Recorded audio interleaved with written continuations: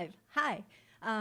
What's up? If you don't know who I am, my name is Mary, and I am so excited that you're here because this is my first legit live stream ever.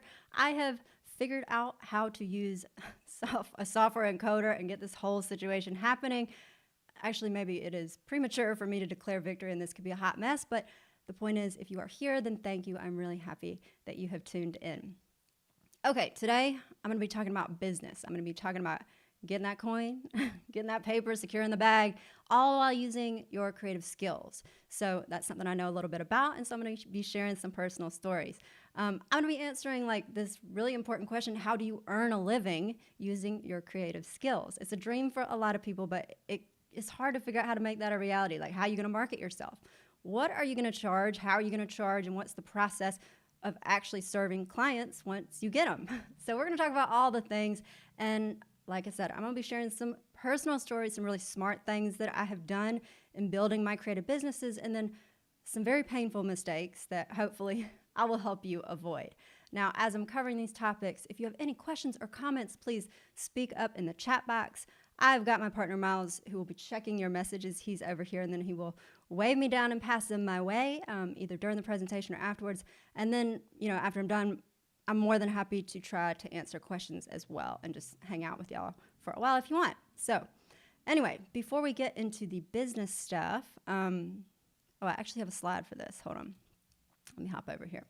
So I have an announcement to make. So one of the reasons that I'm doing this live stream is because next month I'm actually going to be taking over one of Adobe's YouTube channels and live streaming there, and I did not want to screw that up. So I'm going to be giving a few free trainings on Premiere Pro for beginners, because I know that Premiere Pro is awesome, but when you first open it up, it can be kind of intimidating and kind of scary. There's a lot of complex features, but it's really not that hard. Actually, you just need to know where everything is, and then it can make things a whole lot easier for you, because there are all these auto buttons throughout the editing process that I'm going to show you about, and it can just save you, like, you don't have to do all the grunt work of editing, and you can just get to the fun creative part, which is what we all love.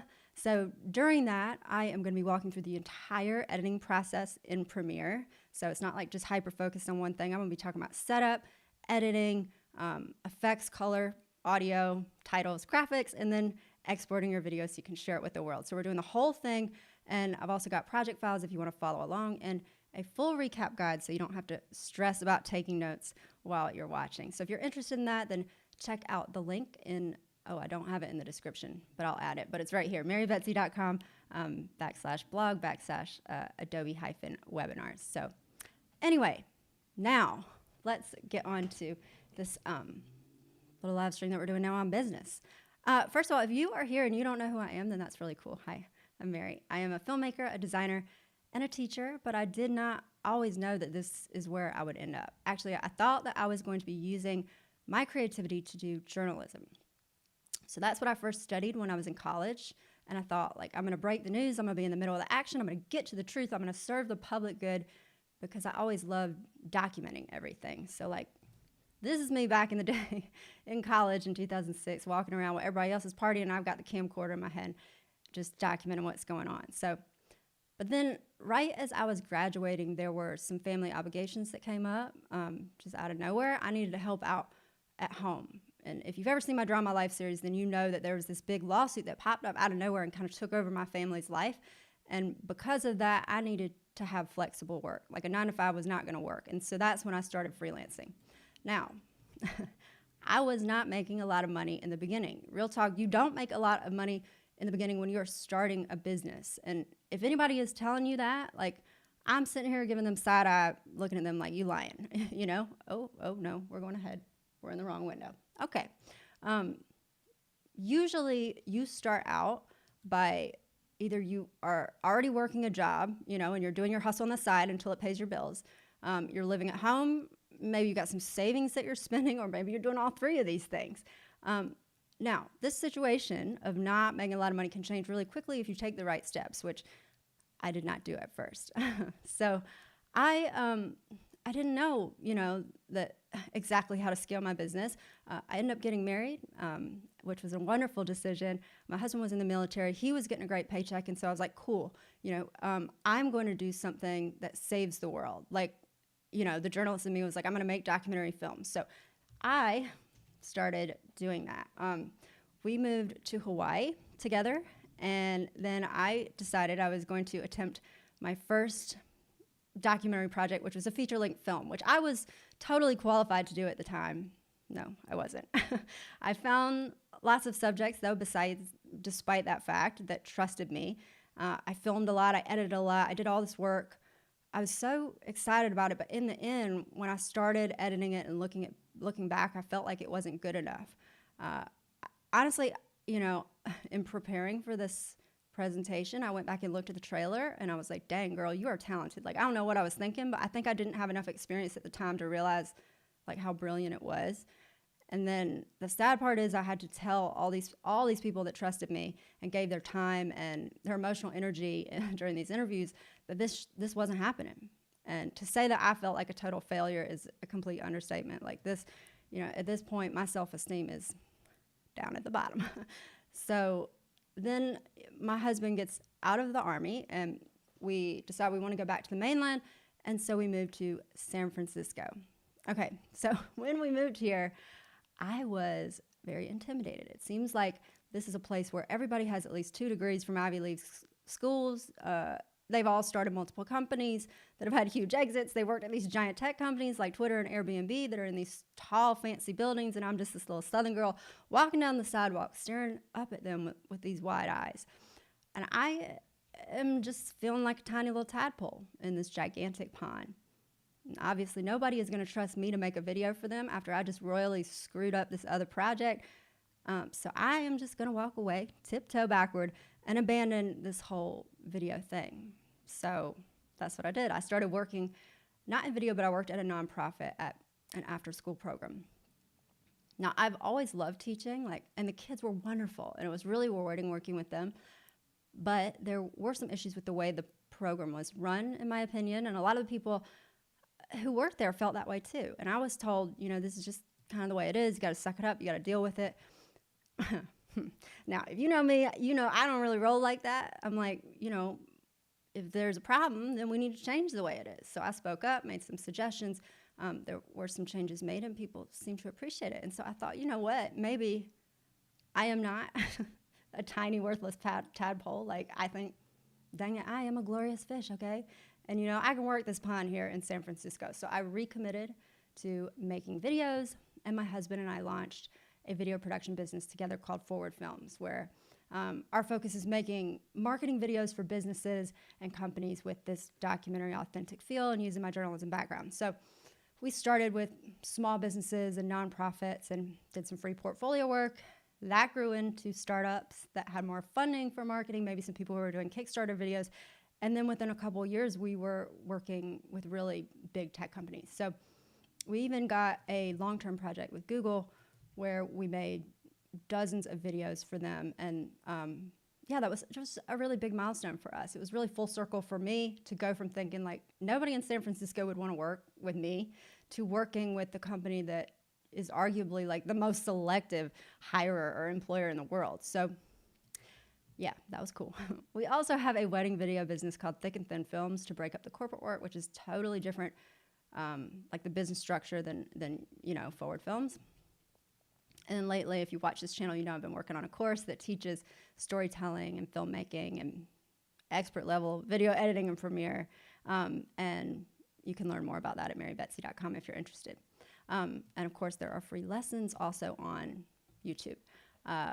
So my first business tip, and y'all probably know this, but it is so important to reiterate, you got to be comfortable promoting what you do and sharing what you do.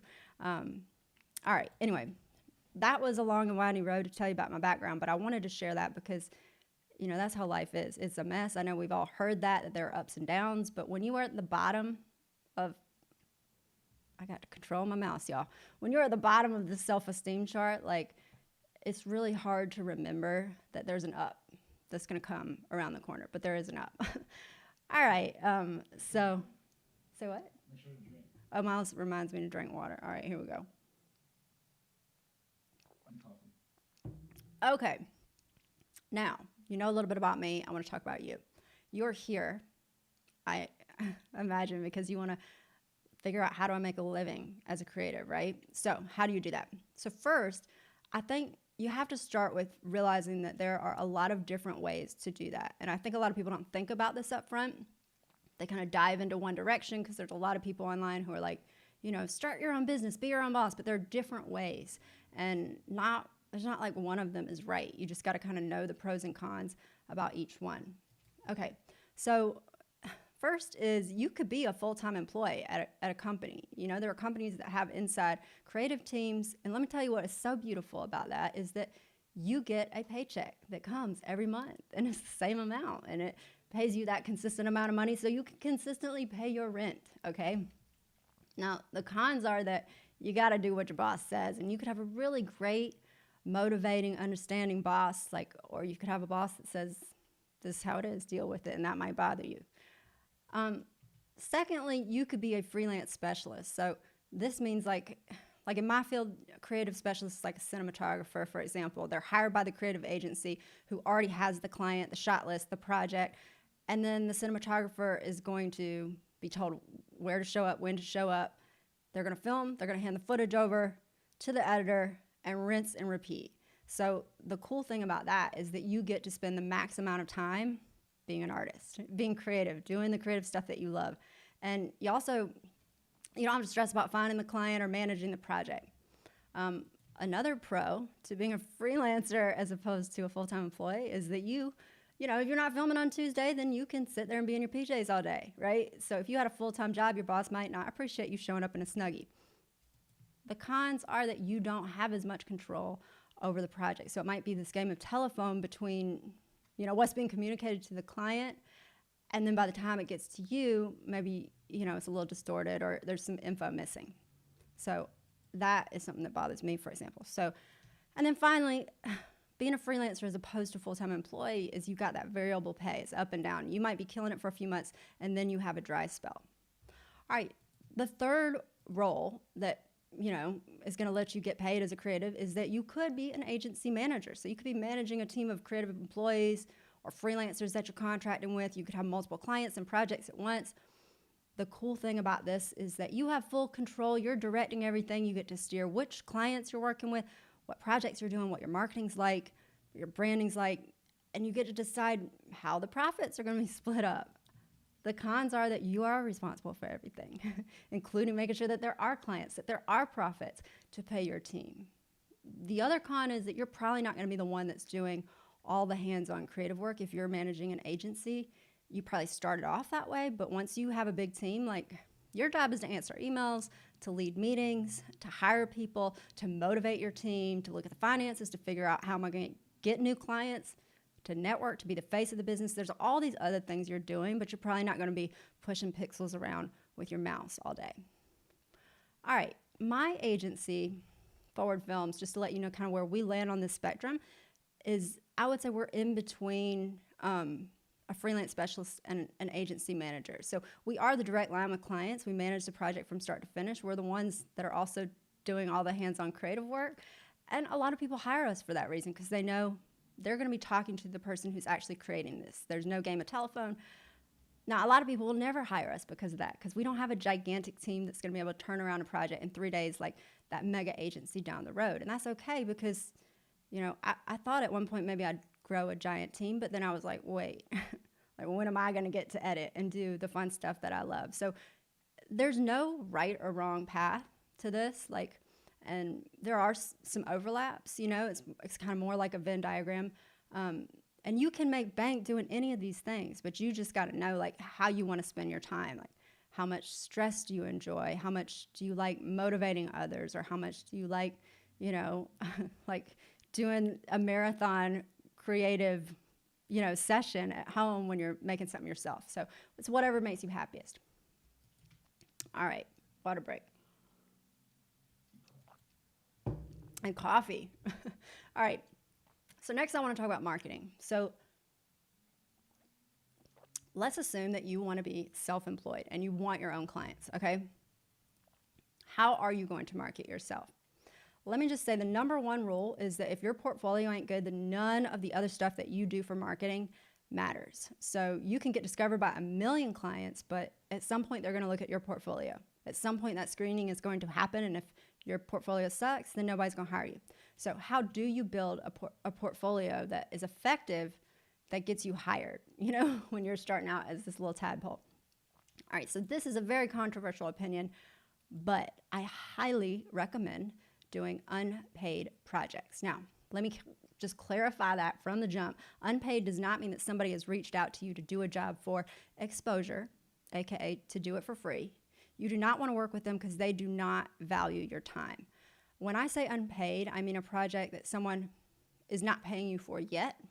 Like, you don't have any clients lining up to pay you for it, but you want them to in the future. So you need to create work that proves your concept. So create the work that you want to be hired for. So it's easy for potential clients to see it and have faith in what you're going to be able to do for them. So, you got to think, like, if you wanted to get a fade haircut and then this barbershop that you're looking at only has pictures of clients with long hair, like, you ain't about to give them your money, okay? Or let them come near your head with a razor. Instead, you want to go to the barbershop with pics of the haircut that you want, And you best believe that that's how companies are when it comes to thinking, like, where are we going to spend our marketing budgets and, who are we going to trust with our brand? Lastly, when you're doing these unpaid projects that prove your concept, you want to have full creative control. I can't stress this enough. You are not giving anyone a free client experience. You are completely autonomous and in control so that you can create exactly what your portfolio needs. So I want to give you an example of some unpaid work that we did, and I'll make this just a little bigger, that we did for our portfolio. So one of the first videos that we did is a 20-minute documentary on a Startup Weekend event. So if you don't know what Startup Weekend is, this is an event where people come and they pitch startup ideas, and then they build a team and work on them for a weekend. And then they present them to a panel of judges who are usually investors who could actually invest and make this idea a reality. So it's a really awesome, innovative event. And we asked if we could film it and make a video about it. And then the organizers were like, yeah. So we showed up, and they didn't mess with us during filming, during editing, during planning, nothing. We just did our thing, right? So afterwards, when we put this on our website under featured work, and say Startup Weekend mini documentary, like, nobody's going to know that they didn't pay us for this. They're going to think, God, Startup Weekend is this huge brand, it's a global brand, and they trusted them. And so, of course, putting this in our portfolio got us future jobs. And this event was also good because we got lots of exposure, both at the event, because, we were wearing our first little brand t-shirts we were so proud of. And it was bringing together a lot of people that we knew were kind of in the ecosystem that we want to work with. And then afterwards, because the Startup Weekend pages, like, all the time, organizers still reach out to us and say, hey, I'm planning an event, can I put your video on it? So getting that kind of exposure is ideal when you're planning, this unpaid project that you're going to do for your portfolio, but it's not necessary though. Like, you can make sure that your portfolio piece is going to get seen by people later, just by what you do, who you share it with. You could do advertising on it, whatever. But the most important thing is that it is good, it's quality, it's relevant to the ideal client that you want to get, and that you have full creative control. All right, so let's say that you've got your portfolio on point and it's impressive, but now you need to get people to see it. So how are you going to do that? I want to say that the most important goal with marketing is to have a client learn about you when there is absolutely no competition around you. It is much harder if I'm getting discovered or Forward Films is getting discovered while somebody's Googling video production companies in San Francisco, because they're not going to find us on the first page. We're not on the first page. And even if we were, okay, now they're looking at 10 other great companies. And so, that, that's going to be like a lot more competition. Same thing, like if I'm bidding on a job that's on a website like Upwork, yeah, you can get a lot of work that way, but then there's going to be a lot of competition, people who are also bidding on that job, and they're going to beat down the price. So instead, I want somebody to learn about me because their friend referred me to them. So here's an example of a referral we got from a former project lead at Google. So she's emailing her friend who needs a video, and she sends them this. Andrew, meet Mary and Miles. Mary and Miles meet Andrew. Mary and Miles are a dynamic duo that I had the honor of working with for over a year on approximately 1 million videos for Google. including this one. They are phenomenal humans with so much talent, creativity, care, and grace, with a perfect dose of spunk. And this was this probably is like the sweetest email we've gotten, printed out, put it on our fridge. She just said the nice stuff about us. And now, her friend Andrew is, gonna say like, well, if she loves them and she's my friend and I trust her, then they must be good, right? And so, like, he doesn't want to do all this research to figure out which video production company he could work with, like, just blindly. And so the goal is to have something like this where, the person is only emailing you and they're not emailing anybody else. Like that's ideal, right? Instead of having all the competition around you. So how do you get there where somebody's going to send this beautiful referral email when you're just a teeny tiny little tadpole? For us personally, and maybe I'll make myself a little bigger again. The vast majority of jobs that we've gotten have come from FaceTime, IRL FaceTime, which I know, is hard with the pandemic, but hopefully that's getting easier. So I didn't expect this, this isn't something I'm trying to push on you, but it's just what happened. I think it's because, there are some shady folks out here on the internet that some people be lying about how successful they are. And I think having that IRL FaceTime, builds connection and trust more than anything, more than somebody just seeing something, like how many awards you've gotten or, all the brands you've worked with on your website. I will say it's not just been people that we met in person at networking events that were for business stuff, but it's also been just going to your friend's barbecue, or just, all sorts of social events. Even we got a job from somebody who was in a Lyft one time. So you just got to show up, be kind to everybody around you, share what you do in a confident way, not in a hey, I want to sell you something kind of way, but I love helping people. This is how I help people. I'm good at video and this is what I do. Another thing we did was we did this market research cold email with video. So if you don't know what cold marketing is, when you reach out to somebody cold, that means your relationship is the opposite of hot and heavy, okay? It's ice cold, they're a stranger. And a lot of businesses will send hundreds of cold emails trying to sell their services. I personally don't recommend this. It's never worked for us. People send us those emails, and normally it's they're talking about our website or something. It's very clear you did not even go to our website. And, people just hate spam. I don't recommend it. But one thing we did do is we did do a cold email doing market research, not trying to sell, but market research to 100 of our dream clients. So we made a spreadsheet of 100 organizations that we would love to work with. And then we sent them an email with the subject, conversation about your work. And we sent them a video. And I'm going to play you an abridged version of that. I'm going to give you a little trigger warning here. It is very cringy. And you're going to be like, dang, if that got them clients, then I'm going to be fine. So let me get a quick time here.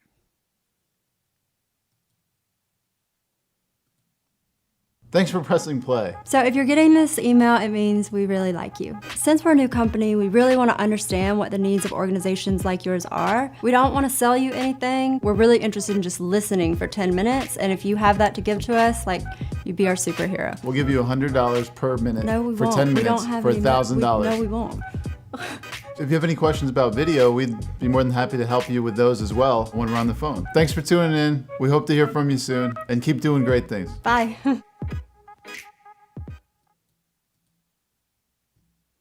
Okay. Let me just tell you how this did. So a lot of people never replied, but a lot of people actually did. I mean, you got to expect that. If you're doing a cold campaign, a lot of people are not going to reply. It's not personal. It's just what it is. But a lot of people did reply, and a lot more than the average cold email response rate. I don't know, maybe they just felt sorry for us. Maybe we were pathetically adorable, but whatever, they replied. I think there's this curiosity factor with video, because a lot of people get text emails, but with video, it did give us FaceTime, it was this personal connection. So I think the other thing is, and I don't know if I mentioned this before, when we did it, you saw it in the video, we're reaching out, we're asking them for their opinion. So it made them feel like experts. And anytime you can make somebody feel like an expert, if you're asking them for advice or interviewing them, like, just do it. They will talk and they will love you because you're making them feel good. And we also, by asking them for advice, we kind of got them invested in our success. You know, they're going to feel great if they can help us. If they can go home tonight and they're like, man, I really helped that business take off, you know? And of course, we got valuable insights in how we're going to structure our business. We figured out what people were looking for and what they didn't like about working with other video production companies in the past and what we could do differently. So we had these phone calls, and then several of them led to referrals and bookings. Not always immediately. I don't think any of them were immediate, and that's very much to be expected. If you're building a service business, and you got to be in this for the long term.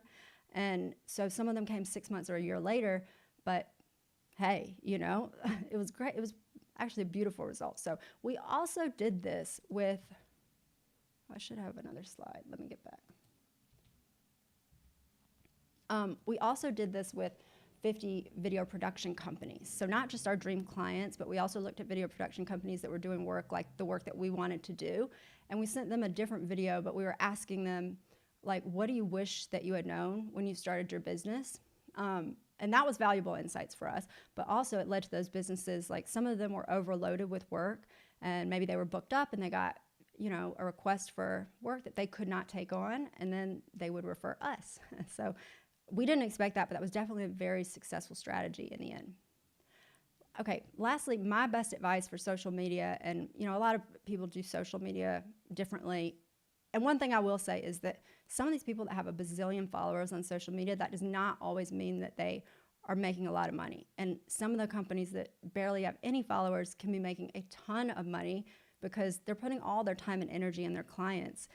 They already have clients, like they don't need to market anymore. You know, they just got like the influx already. And so that's where they're putting. And so don't, you know, a lot of times it can be tempting to think that that's the only way to market yourself. Just keep that in mind. But I would say that what's helped us is showing our face. Again, it goes back to like just building that rapport and trust and getting people to really fall in love with you.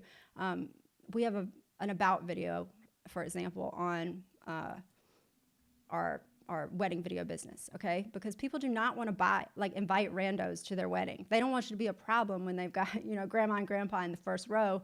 Like, you need to be on point.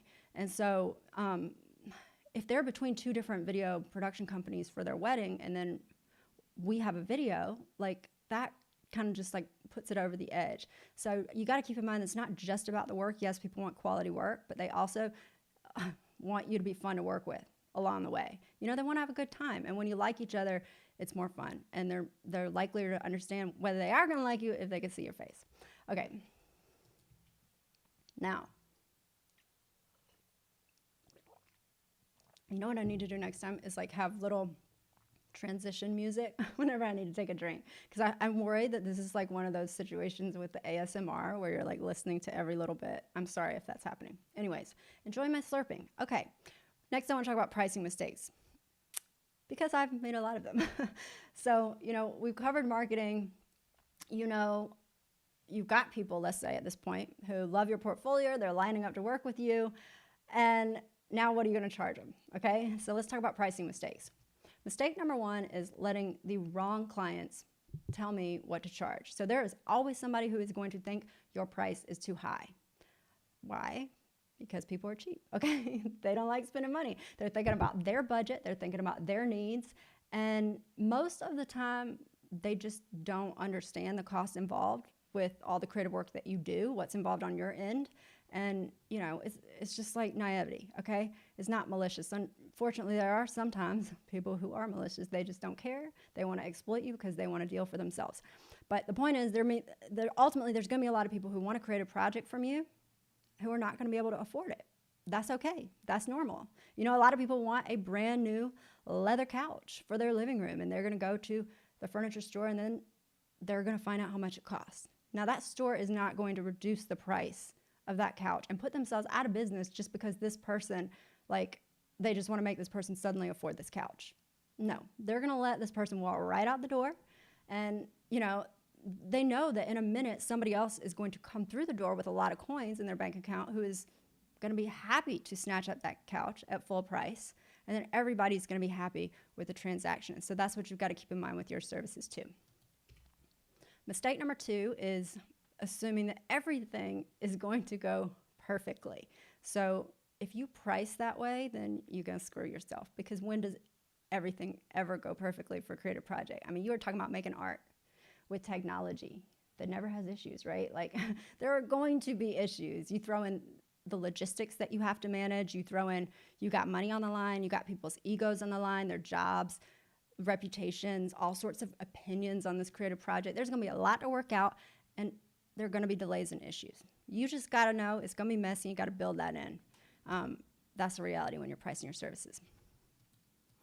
Okay, mistake number 3 was treating my services like some fast food menu. So, meaning I've got a menu of services, and each little item has the specific price. It's the same price for every client. That client is just going to order off this fast food menu, and then they can order items a la carte. It's going to be like this simple math equation. I just got to add everything up when I'm coming up with their price. But in my opinion, it does not work like that for corporate projects, because firstly, let me tell you, the corporate client does not have time to read your stupid little menu of services or to figure out like how their project is going to fit into your system of pricing. Like they just have this product launch. They have sales quotas, they have hiring quotas, whatever that they need your video or your creative project for, they're on a deadline, and you need to make it as easy and fast as possible for them to see that you're the one for the job. The other reason why I feel like this doesn't work is because, at least for creative corporate projects, these are custom projects. They don't fit neatly into templates with standardized prices. So there's no way that I would put on my website, if you order, well, I say there's no way. There's no way now. I did do this, but there's no way I do now. Like if you order 5 videos that are each 3 minutes, it's going to cost you X amount, because I could have one company come in and order those 5 videos, and they want different people in each one. Okay, they want totally different stories in each video. They want different shoot days, different locations. I'm already stressing out thinking about this is a lot of work, okay? But then I could have another company who wants 5 videos, 3 minutes each, for a series of tutorials on YouTube, and I only need to film one person for all 5 videos, just talking on one day, and I'm going to cut them up into 5 different videos. That's going to be so much easier. And so in my experience, corporate creative work is custom work with custom prices.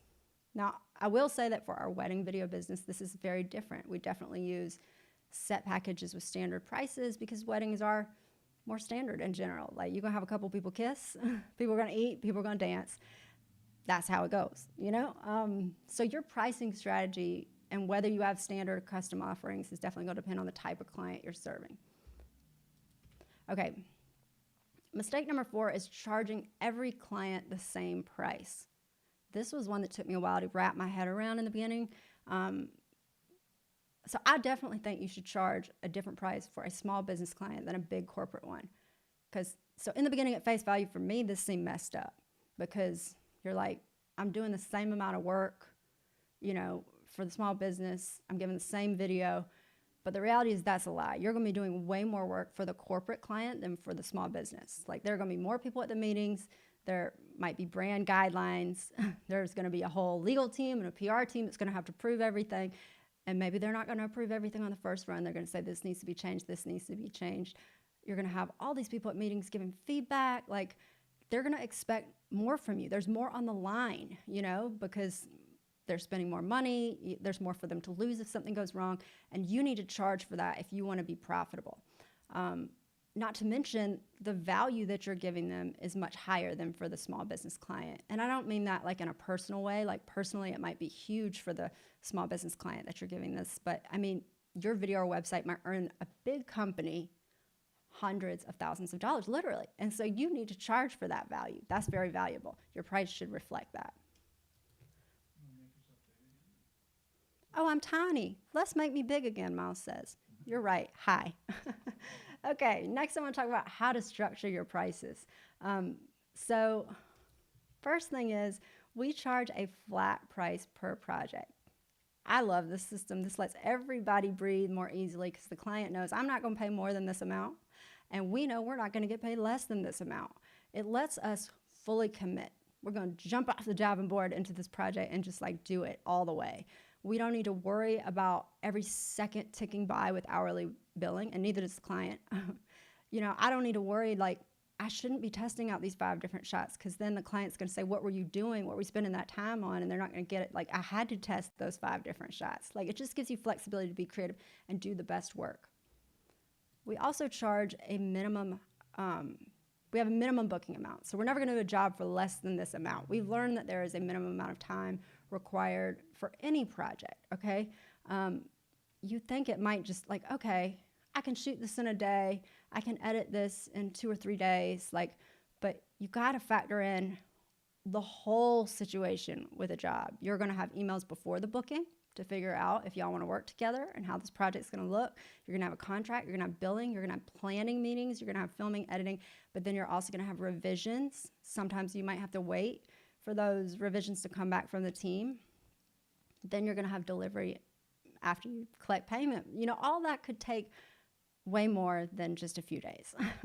And not only do you need time for all that, but this is an important one I didn't always factor in. You've got to factor in time to sleep and eat, which is also necessary, right? We love self-care because you're not going to be able to do a good job on all the rest of the stuff if you don't take care of yourself. So that means that we never take a job less than this minimum booking amount. Okay, when you're figuring out what to charge, you need to make sure that you're covering the quality of life. So yes, you want to cover, a lot of times you'll go on these sites and they'll be like, you know, how are you going to figure out your price as a freelancer? Like, you need to figure out how much you're paying for rent and groceries. Yes, you do. But you also need a price that allows you to, like, go out to eat every now and then, okay? Like, you don't always want to be eating ramen. I'm not saying live a luxe lifestyle, but, like, I want to go back east to South Carolina and visit my mama at least once a year, right? And so I need to factor that into my pricing. Next, you want to price for successful outcomes. So what I mean is, for you to have a successful outcome, you don't want to be stingy with the client. You want to be able to be generous. You can't do that if you're stressed about spending too much time. So that means that whatever you think you need to charge, if you're just starting out, you probably need to double it, at least, okay? When you do that, when you feel like you're getting paid enough, that leads to more successful projects. Because like I said, you can spend time, you're going to have happier, more satisfied clients because they're going to get quality work. Then that's going to lead to more referrals, repeat customers, more sustainable income over the long term, and then better, more rewarding projects for you. So it's just all good. It seems scary at first because you're like, oh my God, I'm going to kill my business. Nobody's going to pay this price. But it's just a better all-around long-term strategy. Okay. Finally, I think the bread and butter, like, you know, the be-all, end-all goal with any service business, any creative business, is to get repeat customers. So actually any business in general. You want to maximize the value of doing projects for both you and your client. And when you get repeat customers, you can do that because you spend less time on marketing yourself to them. You know, like, they already know you. They're going to come to you for the next project. You don't need to go through this courtship period figuring out, are you going to like each other? Do you trust each other? Because everybody already trusts each other, okay? And you don't need to do as much research up front because you already know their brand and you know what's worked, you know? Like, so that's all efficiency for a repeat customer. And you can factor that in, that sustainable long-term income and relationship when you're pricing those projects.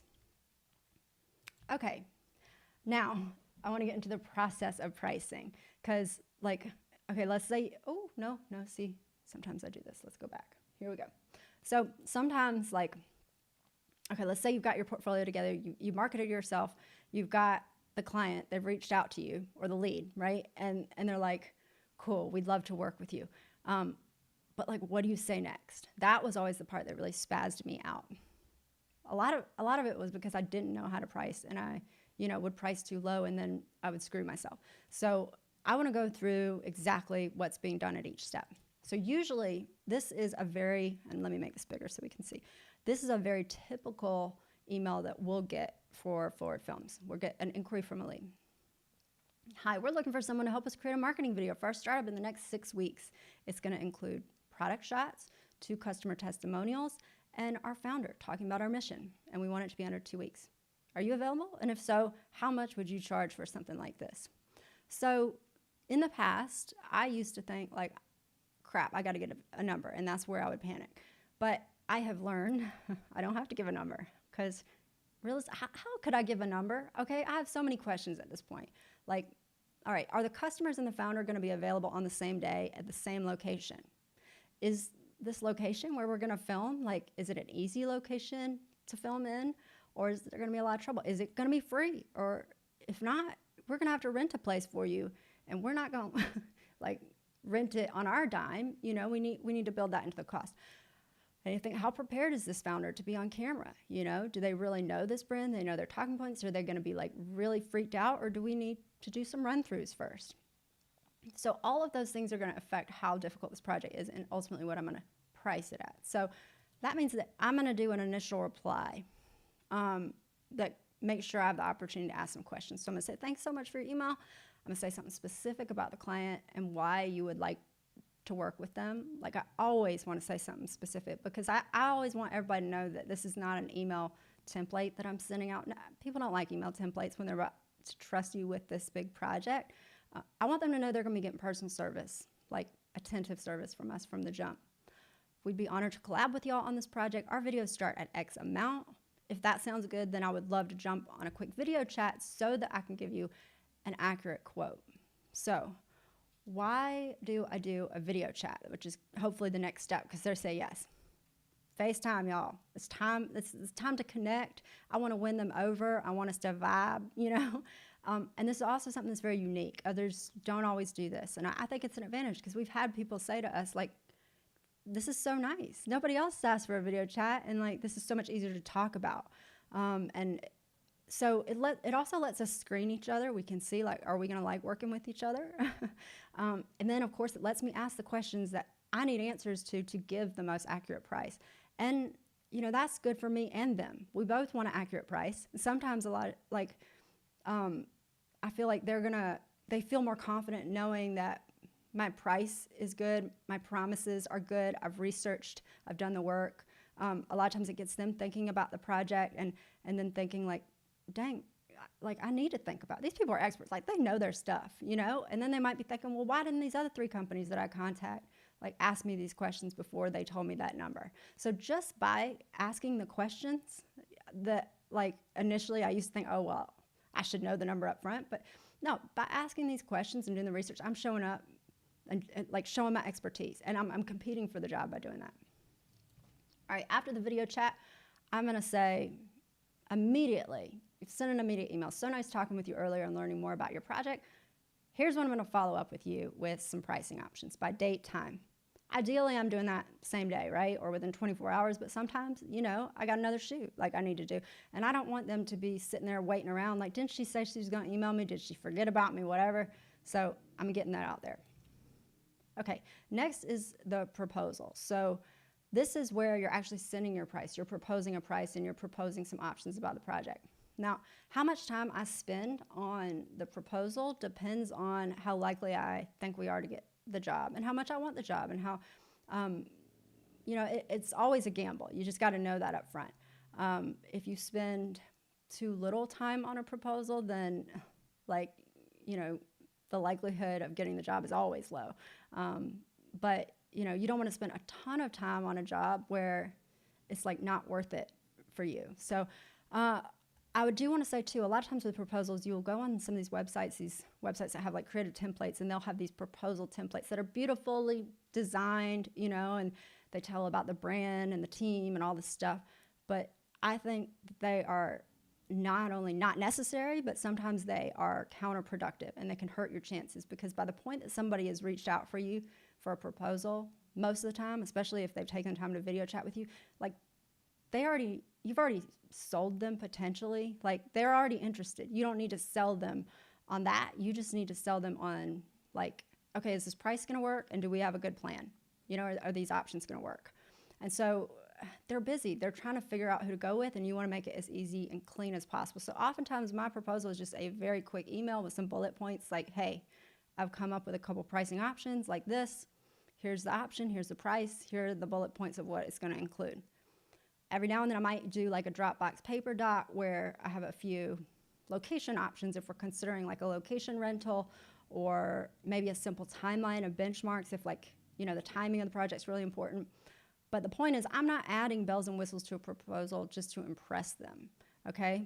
And then the other thing is I wanted to make it easy, like I said. So that's why at the end of this, I'm like, yo, I'm happy to answer any questions about this, but if you're ready to move forward, like, let me know. We about to get this thing started. You know, I'll send the contract. We could just get going, you know, make it easy. Okay. And like I said, the other thing, every proposal is a gamble. You got to be cool with that if you're an entrepreneur. But because of that, that's another reason why it's super important that you have a minimum project price, because you don't want to be spending hours on a proposal for a job that is never going to be able to be worth it monetarily wise, right? Okay. Next, I want to talk about what to include in your contract. Now, disclaimer, I am not a lawyer. You should always have a lawyer review any and all of your contracts, okay? But I do have experience with contracts and figuring out what terms should be out there before you start a project. So this is what I think contracts should include at a minimum. Number one is a description of the deliverables. What are you promising, okay? You don't want this to be fuzzy, like where the client's like, I thought I was going to be getting this, you know? Next, you want a timeline with benchmarks. Who is getting what when? When are you delivering stuff to the client? When are they going to pay you, okay? We charge a 50% deposit up front. I personally would never take a project without an upfront deposit, because if you're going to have to do a lot of work and you should be paid for that work up front. So if a client doesn't want to pay a deposit, I don't think they're the right client. You know, because it's just too big of a risk for you to do a ton of work and not get paid later. The other half we make due before delivery. You could do that differently. It doesn't have to be half and half, like depending on what kind of project you're doing. You could divide it up into thirds or quarters or whatever. But I think it's always good if you can find a way to make creative assets not usable without final payment. So, for example, you could put a watermark at the bottom of your videos that says review, and that's not going to get removed until final payment is given. And I know this is kind of doomsday-ish, and you know, you should always have trust that people are going to pay you, but you know, you also don't want to like blindly think that there's no chance that somebody like might just be selfish and not pay you like they should. And so you want to protect yourself at the same time. You also want to do a limited number of reviews. So we always want to have plenty of opportunities for the client to give feedback. Creative projects, you know, sometimes you don't see like, okay, this doesn't work or I need this change until you actually look at it. So that's normal. But you can't have unlimited chances, right? You can't just be making changes forever, because then like you're never going to have a process. You're never going to be able to figure out what your costs are. All right, I'm losing my voice. I should drink more. Hey, Zhao says hi. Zhao? Yeah. From Google? Oh, from somewhere else? Hi, Zhao. How's it going? Okay. I'm really glad you're here. Thank you. So you also want to have an hourly rate for scope changes. This was something that I forgot in the beginning, but it's super important because there's always a chance that the scope is going to change, that you're going to need to add something to what you thought you were originally going to deliver. And you want it very clearly spelled out, like what you have a right to charge. You know, if you need to spend extra hours, they're going to be billed at this. Otherwise, then you're going to have like this mid-project negotiation, which you don't want to deal with. You know, of course the client is going to want to pay less, and you just don't want to then everybody's getting weird about money and the relationship is getting funky. Just have that up front figured out, you know, so there's no drama later. And otherwise, if you don't have that spelled out and you're not charging enough, you're going to lose money on this project, right? Okay, you want to make sure that you can get promotional rights. Like, I know a lot of people, when they do a creative project, especially video, they might give the client like rights to use the video in certain contexts or for a certain amount of time. I hate that. I just want to give you all the rights. Like, you're paying for this video, use it however you want, right? It's yours. You have the copyright. But I do want the right to put it in my portfolio because that's really valuable for me. And I understand sometimes clients, you know, they don't want to do that. Like, but a lot of times you can, if they're uncomfortable with it, you can also kind of negotiate and put a clause in there like, well, look, how about I give you the right to tell me later to take it down? So let's say your branding totally changes, or maybe this video, you know, just like really wasn't representative of your brand, then you have the right to tell me later to take it down. But initially, I want the right to put it in. And most of the time, it's not a problem. Oh, should I be big again? No, I think there's some text for a second. So, okay. And then lastly, max liability. You want that to be no more than the project cost. So if something goes wrong, somebody can't sue you for $1 million. That's all that is. But they could only potentially sue you up to the amount of the project. Look, this is not going to happen. This is the worst case scenario, but do I sleep better at night knowing that this is in my contracts? Absolutely. Okay. Let's be big again. Hi. Okay, we're going to talk about deposit, billing, and payment. So again, you don't work on a project, you don't even start it without that deposit payment, period, okay? A lot of times you might hear a client say like, we can't pay you until the end of the month. We really need you to start right now. And you're just going to say, look, I would love to get started on this project ASAP, but we do require a deposit before beginning work. You can click here to pay online, and then it should process right away, and we'll be on it. You don't have to feel guilty about that at all. There are organizations, like this is an example because I did give this talk to some students at my journalism school, and I was telling them, look, your journalism, like University of South Carolina, they have policies here that say like, if you don't pay your tuition on time, you ain't gonna be able to take this class. It's just how it is. Like they have to do that to make sure that the college can run. You have to do these things to make sure that your business can run, and there ain't no shame in that. Okay, next is the planning. I'm not really going to get into too much the whole creative process. Is more about business, but I do want to say we generally have 3 check-ins with a client before filming. Meeting number 1 is us just shutting up, listening to them, and learning about their brand, figuring out what is it they want to do with this project, like what are the potential directions they want to take. So we're just listening. Meeting number 2 is where we're reflecting that back. We're pitching ideas. Maybe we're doing a video outline, a list of interview questions, a shot list, and then the client is listening to us, and then we're going to both adjust as needed based on their feedback. And then meeting number 3 is where we're like, okay, how's this going to happen? What are the logistics? Like who, what, when, where, right? I also have some free resources at my website that outline a lot of the stuff that we do talk about during these meetings, because I know when I first started, I was like, okay, I got the lead. They want to meet with me, the client, the thing's booked. Like, now what? What do I say during these meetings? I'm very nervous, and so this could kind of help you out if you're a little lost. Okay, after everything's planned, of course, you get the fun part. You get to be an artist. You get to create, film, and editing. But that's not as much business, so I'm going to move on. And then after you've delivered something, you've got reviews and revisions. This is a sticky, messy area. I'm just going to put that out there. So like I said, you don't want endless revisions, because that means like you don't want to constantly be overhauling the project, because that's going to ruin your profitability. But you do not want to be stingy with the revisions with your client, because that will ruin the client relationship. You don't want at the end of the project the client to feel like, okay, I paid all this money, we've done all this work, and this thing is almost perfect, and now she didn't take this all the way to the finish line. You want them to feel committed to the end. And remember, like, it's a very critical time, because this is kind of where you're leaving the final impression on the client. And it's also a time where they get to have some input and feel that they're contributing a lot to the project. And so it really, really could influence whether they refer you or hire you again. And so, like I said, you want to be generous with those revisions as well, and just keep that. It's a balancing act. There's no perfect way. We've tried different ways of structuring our revisions and contracts. I think you just gotta. Ultimately, it's one of those things where it's going to be messy, and there's not going to be any rules that can define this, because it's creative. And so you just got to make sure that price builds in for the messiness, right? So that you feel cool giving your time to these revisions. Okay. Next, final payment, cha-ching. You're going to get your paper, and then you're going to deliver the project. I will say with the delivery, the more that you can do to ensure that the client knows how to use your creative assets effectively, the better.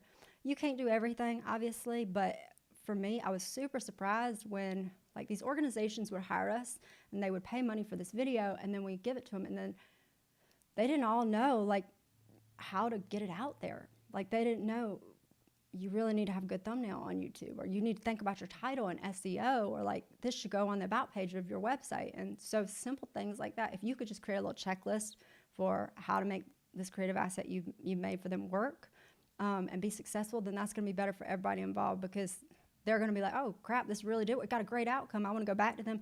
And then also you're going to feel better, because you're not like, oh well, I made this beautiful thing, but it's not getting out there and making the impact that it could. My voice is gone. Okay.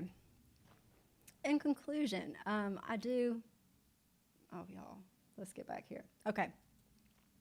I want to wrap up just in case anybody has any questions, but I do want to say that the bottom line, you hear all this stuff about like being your own boss and how glamorous it is and everything, but it is not all glamorous by any means. It's definitely like an emotional roller coaster ride. It can be a financial roller coaster ride with a lot of ups and downs.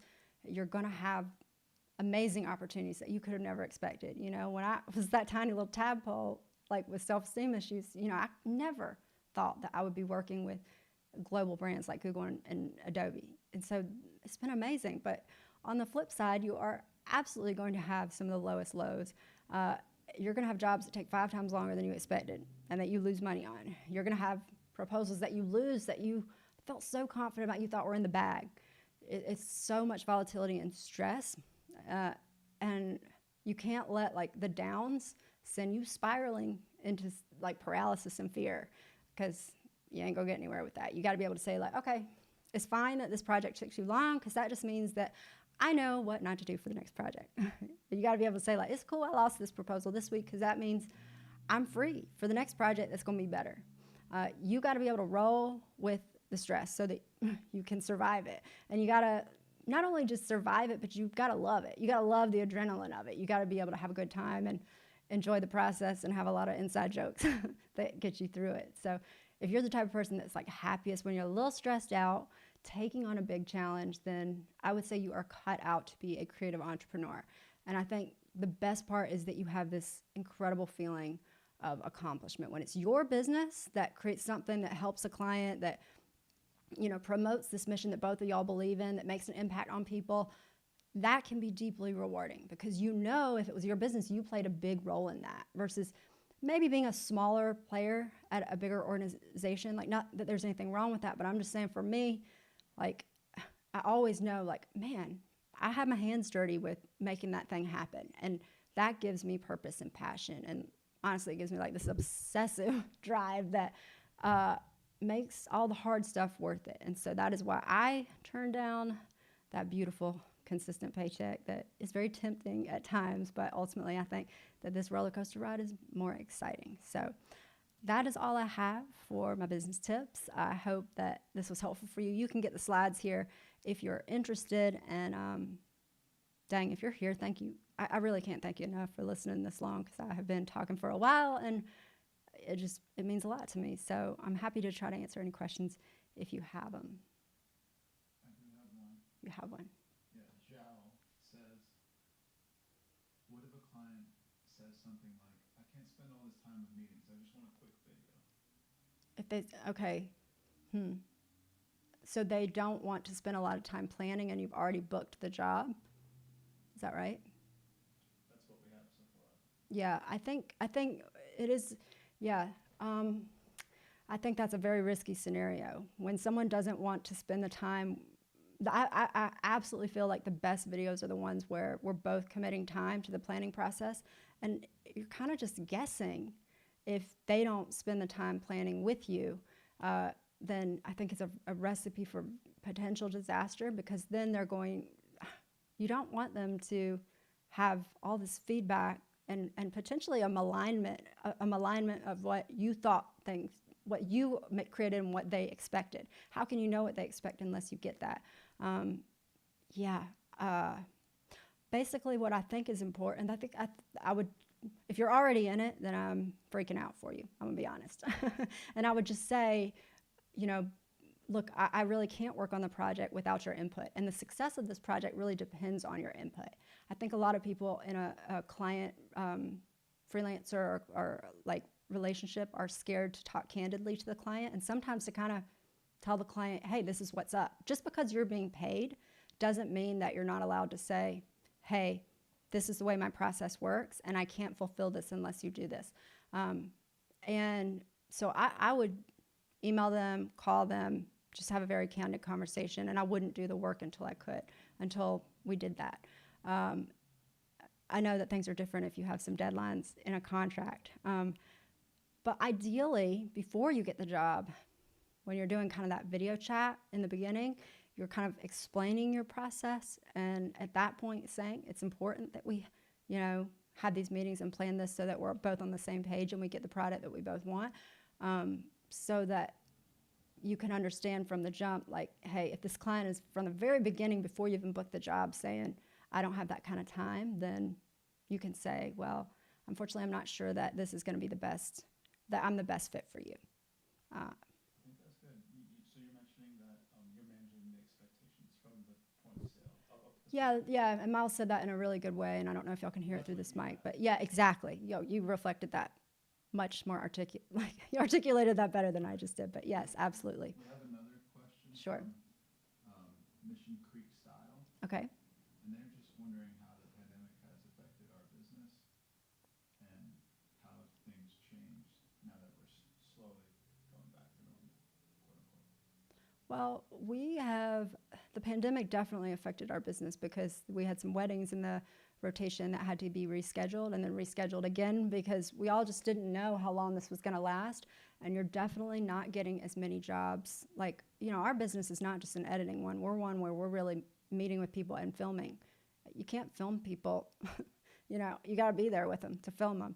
And so, yeah, as far as the client work, that was a drastic reduction. Now, I will say that I have been wanting to do a course for a long time, but it's been something that takes a lot of time, and you can't take that time. Like, if I have a client job, that's priority. That's always going to be priority, and I'm going to pour my soul into it. And so for us, it really allowed us to say, okay, these jobs aren't coming in. Let's take the time for this project and really give it what it deserves with the course. And so that's been our focus. So it's been kind of a blessing in that way to let us really, have the time to work on this thing that we would have otherwise. But things are definitely picking back up. We've got weddings rescheduled. We've got people who are reaching back out.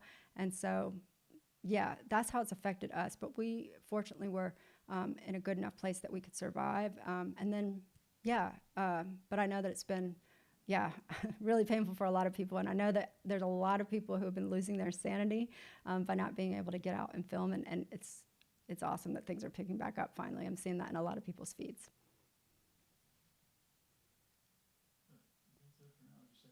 Yeah, so anyways, y'all, again, I can't thank you enough for coming. I don't think there's like a giant crowd here, so the fact that you're here just means so much to me. And again, I will say if you're interested in some free training on Adobe Premiere Pro, I'm going to be going through the whole process, then you can sign up for that there. And I hope you enjoy the rest of your Saturday. Thank you again for coming. Bye, y'all.